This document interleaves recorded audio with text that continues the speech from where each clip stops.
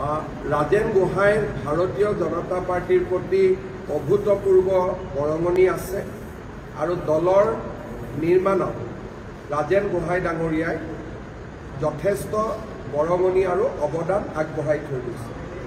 তদ্ৰুপভাৱে ৰাজেন গোহাঁই ডাঙৰীয়াৰ বৰঙণিক সন্মান জনাই ভাৰতীয় জনতা পাৰ্টিয়ে তেখেতক কেইবাবাৰো সংসদ সদস্য হোৱাৰ সুবিধা দিছে।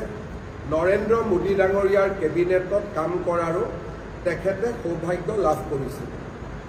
যি কাৰণতে নহওক কিয় আজি তেখেতে দলৰ পৰা পদত্যাগ কৰিছে, কিন্তু তেখেতৰ পুত্ৰ নবাৰুণ গোহাঁই আজিও আমাৰ দলতে আছে, দলৰ বিভিন্ন দায়িত্ব পালন কৰিছে।